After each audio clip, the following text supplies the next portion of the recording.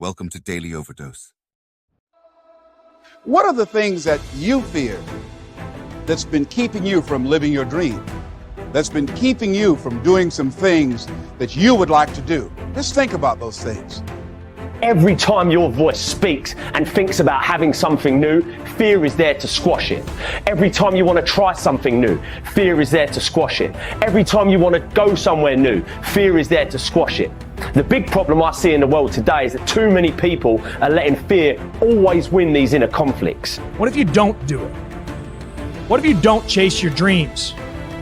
What if you don't stand up for yourself? What if you do not step up to the plate and take that challenge? You have no idea of the breathtaking future that's on its way to you, that's asking you, please let me through. When you decide that you are good enough, when you decide you give yourself permission to have it all, have all the love, have all the health, when you give yourself permission, it's like the inside of your champion is saying, let me out.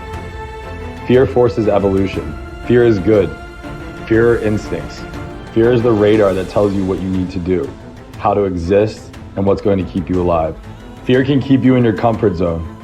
It's safe there. You know what to expect, but nothing grows there. Life happens outside the comfort zone. So let's look at how we can begin to take some steps to restructure that fear, to begin to expand our visions of ourselves, to begin to increase our self-esteem. Webster said that self-esteem means confidence and satisfaction in oneself. Look at your life right now.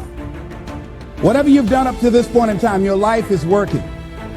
Whatever you have produced, it came out of you as a result of the kind of person that you have become. You have to be fearless. You have to be completely fearless and have utmost belief in whatever that feeling is inside you. It's all a mindset. It's how bad you want something, and nothing tastes better than when you've earned it. There's no better feeling than when you've earned it. So just start. Stop talking about it. If not now, when? If not you, then who? Listen, someone else is starting right now. As long as you got air in your lungs, you have an opportunity to improve your current situation. So human up. Accept the challenge. Change your associations, and soon you will find yourself receiving accolades and congratulations. But first you gotta say I do to the new you and commit to a lifetime of small wins that at times will seem meaningless and pointless. Are you in a position to quit? Or are you in a position to go harder? Are you in a position to go stronger? Are you willing to dig and go as far as you can in your life? Are you willing to suffer? So instead of boxing yourself in and thinking only about all the different ways that something could be bad, could break, could fall to pieces, think about all the things that you could do if you take the action. The most common fears that we experience, which often sabotage all hope for success, are the fears of failure, poverty, and loss of money. These fears cause people to avoid risk of any kind and to reject opportunity when it is presented to them. They are so afraid of failure that they are almost paralyzed when it comes to taking any chances at all. There are many other fears that interfere with our happiness. People fear the loss of love or the loss of their jobs and their financial security. People fear embarrassment or ridicule. People fear rejection and criticism of any kind. People fear the loss of respect or esteem of others. These and many other fears hold us back throughout life. The most common reaction in a fear situation is the attitude of, I can't. This is the fear of failure and loss that stops us from taking action. It is experienced physically, starting in the solar plexus. When people are really afraid, their mouth and throat go dry, their heart starts pounding. Sometimes they breathe shallowly and their stomach churns. Often they feel like getting up and running to the bathroom. These are all physical manifestations of the inhibitive negative habit pattern, which we all experience from time to time. Whenever a person is in the grip of fear, he feels like a deer caught in the headlights of a car. This fear paralyzes action. It often shuts down the brain and causes the individual to revert to the fight or flight reaction. Fear is a terrible emotion that undermines our happiness and can hold us back throughout our lives. Fear makes come true that which one is afraid of. Now, even if it only comes true in the imagination, we must experience the tortures of that which we fear. Tortures often as not worse than those if what we feared actually came to pass physically in our lives. It's why the old line, "A coward dies 1,000 deaths. A brave man dies but once," is really true. Fear makes come true that which one is afraid of. If fear of something is held long enough, it may well bring on that which we fear, but it really doesn't make much difference because experiencing the fear is the same thing. That is, as far as our mind and body are concerned, it's actually happening over and over again, doing its inevitable damage to our physical bodies.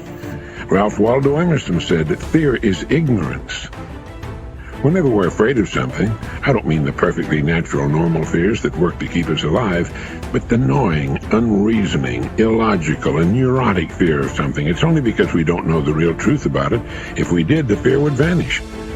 That would include a neurotic fear of death, the fear that we are not liked or loved, and so forth. I think the thing to remember here is that when we fear something, it takes its toll on our mind and body just as if that which we fear had in fact come to pass. And we can bring to pass that which we fear. If you want to change attitudes, start with a change in behavior. In other words, begin to act the part as well as you can of the person you would rather be, the person you most want to become. Gradually, the old fearful person will fade away. Dr. Frankl learned that by controlling his attitude, the concentration camp fell away. His mind was free to roam where he wanted it to roam, think about what he wanted it to think about. It was as free as the birds, freer really, for it could fly to the ends of the earth, to the ends of imagination in an instant. And so can yours, and so can mine. You need large amounts of self-discipline to deal courageously with all the fear-inducing events of your life. This is probably why Churchill said, "Courage is rightly considered the foremost of the virtues, for upon it all others depend." The fact is that everyone is afraid, and usually of many things. This is normal and natural. Often, fear is necessary to preserve life, prevent injury, and guard against financial mistake. So, if everyone is afraid, what is the difference between the brave person and the coward?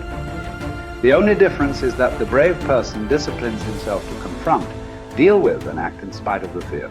In contrast, the coward allows himself to be dominated and controlled by the fear. Someone once said that with regard to warfare, although it applies to any situation, the difference between the hero and the coward is that the hero sticks in there 5 minutes longer. Fortunately, all fears are learned. No one is born with fears. Fears can therefore be unlearned by practicing self-discipline repeatedly with regard to fear until it goes away.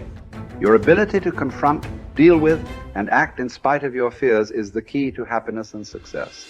One of the best exercises you can practice is to identify a person or situation in your life of which you are afraid and resolve to deal with that fear situation immediately.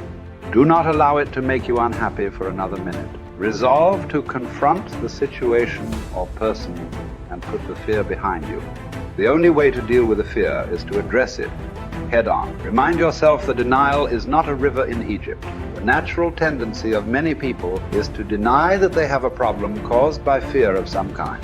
They're afraid of confronting it. In turn, it becomes a major source of stress, unhappiness, and psychosomatic illness. Be willing to deal with the situation or person directly. As Shakespeare said, take arms against a sea of troubles, and in so doing, end them. The companion of fear is worry. Like twin sisters, fear and worry go around together.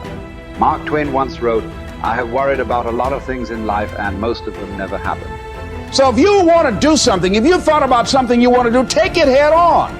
Decide that you're going to start looking at it, start doing research on it, start tackling it, start becoming involved in whatever and wherever it might lead you to begin to explore the possibilities in that particular thing that you're seeking so that you can begin to learn all you can about it.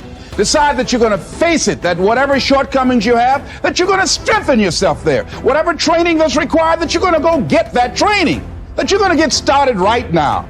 George Washington Carver would say, do what you can, where you are with what you have, and never be satisfied. S.B. Fuller used to say, and you heard Joe Dudley talk about, always strive to be more than that which you are. Yeah, don't get satisfied with yourself. Always know that wherever you are, you can enjoy more, that you deserve more. But most people, you know what they do? Most people go through life quietly and safely, tiptoeing to an early grave. Find out what it is you want and go after it as if your life depends on it. Why? Because it does.